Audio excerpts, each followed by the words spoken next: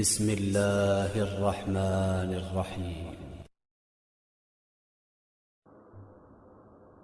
بسم اللہ الرحمن الرحیم۔ عزیزان گرامی، السلام علیکم ورحمۃ اللہ وبرکاتہ۔ اللہ کی ذات سے امید ہے کہ آپ سب خیریت سے ہوں۔ میں سمیہ مریم آپ کے لیے مختصر خلاصہ قرآن لے کر آئی ہوں۔ آج میں 5ویں پارے کے آخری رکوع سے 7ویں پارے کے 5ویں رکوع تک بیان کروں گی۔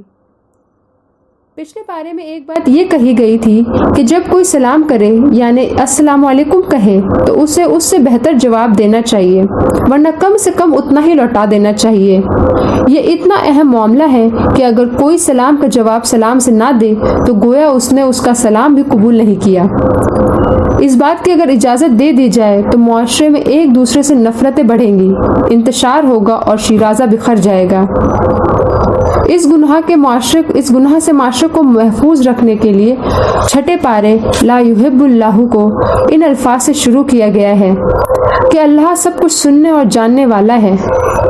مظلوم ہونے کی صورت میں اگرچہ برائی سے اس کا ذکر کرنے کی اجازت دی گئی ہے، لیکن اگر تم ظاہر و باطن میں بھلائی ہی کیے جاؤ یا کم سے کم برائی سے درگزر کرو تو اللہ کی صفت بھی یہی ہے کہ وہ بڑا معاف کرنے والا ہے، حالانکہ سزا دینے کی پوری قدرت رکھتا ہے۔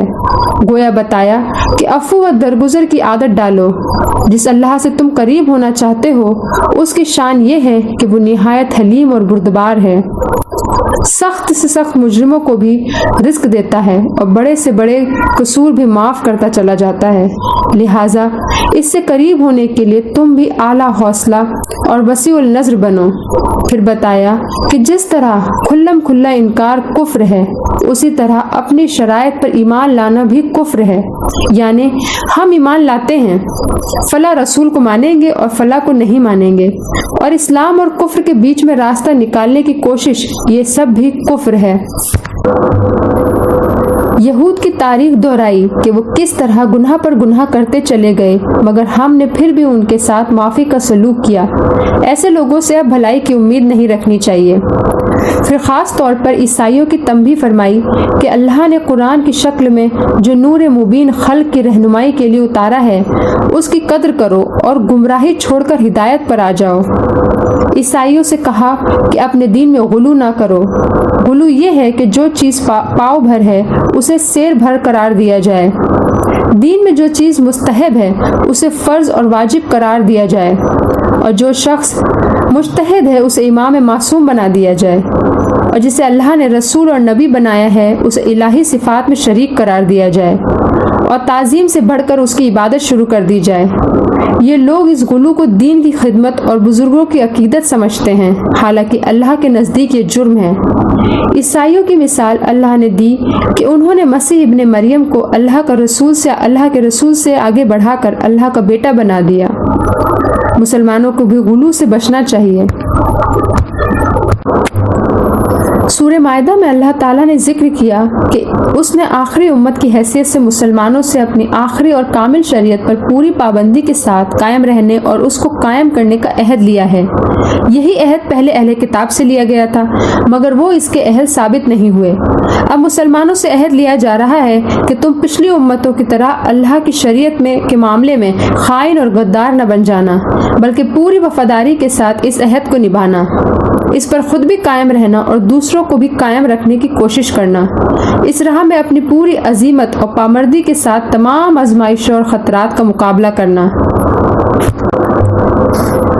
سب سے پہلے اللہ سے باندھے ہوئے عہد کی پابندی کی تاکید کی، پھر حرام مہینوں اور تمام دینی شعائر کے احترام کا حکم دیا اور فرمایا کہ ہر نیکی اور تقوی کے کام میں ایک دوسرے کی مدد کرو اور گناہ اور زیادتی کے کام میں ہرگز کسی کی مدد نہ کرو۔ کھانے کی جو چیزیں حرام ہیں انہیں گنایا اور بتایا کہ دوسروں کے کہنے کی کوئی پرواہ نہ کرنا، اللہ کی کی ہوئی حرام و حلال کی پرواہ کرو۔ حرام کردہ اشیاء کی تفصیل یہ ہے: حلال جانور جو بغیر ذبح کیے مر گیا ہو، خون جو بہتا ہو اسے پینا کھانا جائز نہیں، سور کا گوشت بلکہ اس کی ہر چیز حرام ہے، وہ جانور جو خدا کے سوائے اور کسی کے نام پر ذبح کیا گیا ہو یا جس کو ذبح کرنے سے پہلے یہ نیت کی گئی ہو کہ یہ فلاں بزرگ یا فلاں دیوی دیوتا کی نظر ہے۔ حقیقت یہ ہے کہ جانور ہو یا غلہ یا کوئی اور کھانے کی چیز، دراصل اس کا مالک صرف اللہ تعالیٰ ہے، اور اللہ ہی نے وہ چیز ہم کو عطا کی ہے۔ لہٰذا اعتراف نعمت یا صدقہ یا نیاز یا نظر کے طور پر اگر کسی کا نام ان چیزوں پر لیا جا سکتا ہے تو وہ صرف اللہ ہی کا نام ہے۔ اس کے سوا کسی دوسرے کا نام لینا یہ معنی رکھتا ہے کہ ہم خدا کے بجائے یا خدا کے ساتھ اس کی بالاتری بھی تسلیم کر رہے ہیں اور اس کو بھی منعم سمجھتے ہیں۔ وہ جانور بھی حرام ہے جو مختلف اسباب کے بنا پر مر گیا ہو، جیسے گلا گھونٹ کر یا چوٹ کھا کر یا بلندی سے گر کر یا ٹکر کھا کر مر گیا ہو یا کسی درندے نے اسے پھاڑ دیا ہو۔ البتہ جسے ہم نے زندہ پا کر اللہ کے نام سے ذبح کیا وہ جانور حلال ہے۔ وہ جانور بھی حرام ہے جو کسی آستانے پر ذبح کیا گیا ہو۔ اس سے مراد وہ سب مقامات ہیں جن کو غیر اللہ کے نظر و نیاز چڑھانے کے لیے لوگوں نے مخصوص کر رکھا ہو، خواہ وہاں کوئی پتھر یا لکڑی کی مورت ہو یا نہ ہو۔ پاسو یا فالگیری کے ذریعے جو تقسیم کر رکھا ہو وہ بھی حرام ہے۔ مشرکانہ فالگیری جس میں کسی دیوی دیوتا سے قسمت کا فیصلہ پوچھا جاتا ہے یا کسی غیب کی خبر دریافت کی جاتی ہے یا باہمی نزاعات کا تصفیہ کرایا جاتا ہے۔ مشرکین مکہ نے اس غرض کے لیے کعبہ کے اندر حبل دیوتا کو مخصوص کیا تھا۔ اس کے آستان میں 7 تیر رکھے ہوئے تھے جن پر مختلف الفاظ لکھے تھے۔ کسی کام کے کرنے یا نہ کرنے کا سوال ہو، گمشدہ کا پتہ لگانا ہو، خون کا فیصلہ مطلوب ہو، حبل کے پاسدار کے پاس پہنچ کر نظر دیتے تھے، دعائیں مانگتے اور پھر تیروں کے ذریعے فال نکالا جاتا۔ جو تیر بھی نکلتا اسے حبل کا فیصلہ سمجھا جاتا۔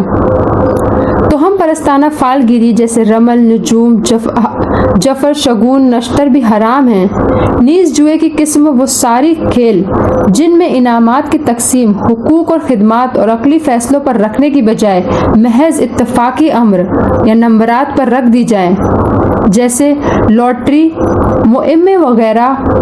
البتہ قرعہ اندازی کی صرف وہ سادہ صورت اسلام میں جائز ہے جس میں 2 برابر کی جائز کاموں یا حقوق کے درمیان فیصلہ کرنا ہو۔ ان تفصیلات کے بعد فرمایا کہ اب یہ دین تمہارے لیے مکمل کر دیا گیا اور اللہ نے شریعت کی نعمت تم پر تمام کر دی ہے، بس اسی کی پیروی کرو۔ تربیت کیے ہوئے شکاری جانوروں کے ذریعے شکار، اہل کتاب کے کھانے اور ان کی عورتوں سے نکاح کے بارے میں احکام بتائے۔ ساتھ ہی یہ قید بھی لگائی کہ اس اجازت سے فائدہ اٹھانے والے کو اپنے ایمان اور اخلاق کی طرف سے ہوشیار رہنا چاہیے، کہیں ایسا نہ ہو کہ کتابی عورت ایمان اور اس کے کسی تقاضے پر ڈاکہ ڈال لے۔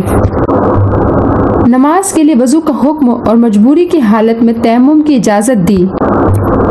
بنی اسرائیل کے عہد کا ذکر کیا گیا۔ جب انہوں نے شریعت کی پابندی سے انحراف کیا تو اللہ نے ان پر لعنت کی۔ اسی طرح نصارہ سے عہد لیا تھا مگر انہوں نے بھی ایک حصہ بھلا دیا، یعنی عبادت کے نام سے جو رسومات ہیں ان کے نزدیک وہ تو دین ہیں، مگر بقیہ معاملات جو دنیا سے متعلق ہیں ان میں خدائی ہدایات کی پابندی نہیں رہی۔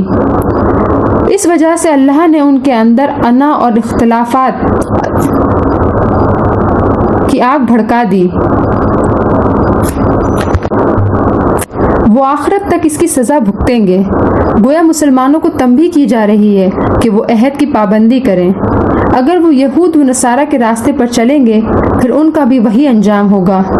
ان آیات کی روشنی میں ہم تاریخ کو دیکھ سکتے ہیں اور اپنے زوال کا اسباب کو جان سکتے ہیں اور اس سے نکلنے کا راستہ بھی پا سکتے ہیں۔ پھر اللہ نے بنی اسرائیل کا وہ واقعہ دہرایا کہ اس نے اپنے فضل سے انہیں نوازا اور فتح و نصرت کے وعدے کے ساتھ بشارت دی کہ فلسطین کی مقدس زمین تمہاری منتظر ہے، جاؤ اور اس پر قبضہ کر لو۔ مگر قوم میں بچڑے کی پوجا یعنی دنیا پرستی نے اتنی بزدلی پیدا کر دی تھی کہ وہ کہنے لگے، اے موسیٰ، تو اور تیرا رب جا کر پہلے لڑ کر فتح حاصل کر لیں تو ہم آ جائیں گے۔ اس پر اللہ نے 40 سال کے لیے ان پر ارض مقدس کو حرام کر دیا اور انہیں صحرا میں بھٹکنے کے لیے چھوڑ دیا۔ یہاں معلوم ہوا کہ اللہ کے مقدرات بھی قوموں کے طرز عمل سے وابستہ ہیں۔ مسلمانوں کو تاکید کی کہ حدود الہی پر قائم رہیں اور شریعت کی پابندی کو اللہ کے قرب کا ذریعہ بنائیں۔ اصل الفاظ یہ ہیں: اے ایمان لانے والو، اللہ سے ڈرتے رہو اور اس کے قرب کے ذریعے تلاش کرو۔ ذریعہ یعنی وسیلہ وہی ہے جس کا ذکر اللہ نے حبل اللہ یعنی اللہ کی رسی کے نام سے کیا ہے، یعنی اسلام کو مضبوطی سے مل کر پکڑ لو اور پوری مستعدی سے اللہ کے احکام کی پابندی کرو اور خدا کی راہ میں اپنی قوتیں لگا دو۔ خدا کے عذاب سے یہی چیز چھٹکارا دلانے والی ہے، اس کے سوا کوئی چیز نفع نہیں پہنچائے گی۔ چوری کی سزا بتائی کہ چور کا ہاتھ کاٹ دو اور اس سزا کو بے رعایت نافذ کرو۔ اس کی تفصیل یہ ہے کہ چوری 10 درہم سے زیادہ کی ہو، معمولی چیزوں کے چرانے پر ہاتھ نہ کاٹا جائے۔ امانت میں خیانت کیا تو اس کے لیے یہ سزا نہیں ہے۔ کھانے پینے کی چیزوں کی چوری، پرندوں کی چوری، بیت المال سے چوری، ترکاری یا پھل کی چوری میں ہاتھ نہ کاٹا جائے گا۔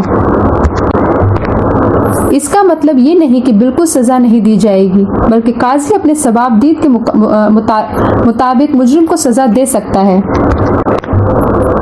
البتہ جو لوگ ڈاکہ زنی کرتے ہیں اور کھلم کھلا خدا اور رسول سے لڑتے ہیں، اسلامی حکومت کے صالح نظام سے جنگ کرتے ہیں، ان کی سزا یہ ہے کہ انہیں قتل کر دیا جائے یا سولی دے دی جائے، یا ان کے ہاتھ پاؤں مخالف سمتوں سے کاٹ دیے جائیں یا جلا وطن کر دیا جائے۔ یہ رسوا کن سزا دنیا میں ہے اور آخرت میں ان کے لیے اس سے بڑی سزا ہے۔ البتہ پکڑے جانے سے پہلے وہ توبہ کر لیں تو وہ سزا سے بچ سکتے ہیں۔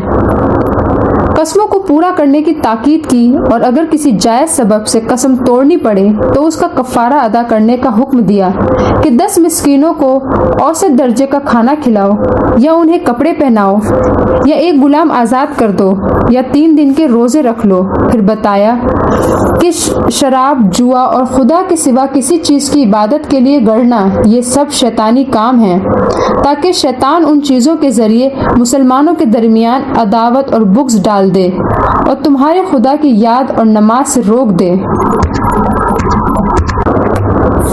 نبی صلی اللہ علیہ وسلم کو ہدایت کی کہ آپ بالکل نڈر ہو کر اہل کتاب سے کہہ دیجئے کہ اگر تم توریت، انجیل اور قرآن کو قائم نہ کرو گے پھر اللہ کے یہاں تمہاری کوئی حیثیت نہیں۔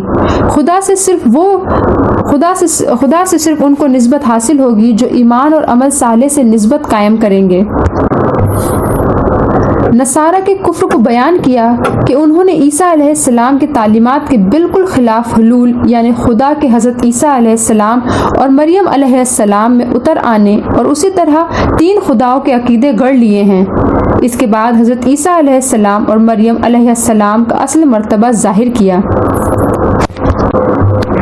بنی اسرائیل پر حضرت داؤد علیہ السلام اور عیسیٰ علیہ السلام کی لعنت کا حوالہ دیا اور بتایا کہ یہ کیسے کتاب اور ایمان کے دعوے دار ہیں کہ مسلمانوں کے مقابلے میں بت پرستی کرنے والے مشرکین مکہ کو ترجیح دیتے ہیں اور انہیں بہتر بتاتے ہیں۔ یہ سب ان کی اسلام دشمنی ہے۔ آج ہمارے بیان کا 5واں حصہ ختم ہوا۔ اے ہمارے رب، ہم پر وہ بوجھ نہ ڈال جس کو اٹھانے کی ہمیں طاقت نہیں، اور ہمیں معاف کر اور ہمیں بخش دے اور ہم پر رحم کر۔ تو ہی ہمارا کارساز ہے، کافروں کے مقابلے میں تو ہماری مدد فرما۔ اے ہمارے رب، جب تو ہم کو ہدایت کر چکا ہے تو ہمارے دلوں کو نہ پھیر اور اپنے پاس سے ہمیں رحمت عطا فرما، بے شک تو سب سے زیادہ عطا فرمانے والا ہے۔ اے ہمارے رب، تو یقیناً لوگوں کو جمع کرنے والا ہے جس کے آنے میں کوئی شک نہیں، یقیناً اللہ وعدہ خلافی نہیں کرتا۔ یا اللہ، ہم سب کو قرآن پڑھنے، اس کو سمجھنے اور اس پر عمل کرنے کی توفیق عطا فرما، آمین۔ وآخر الدعوانا ان الحمد للہ رب العالمین۔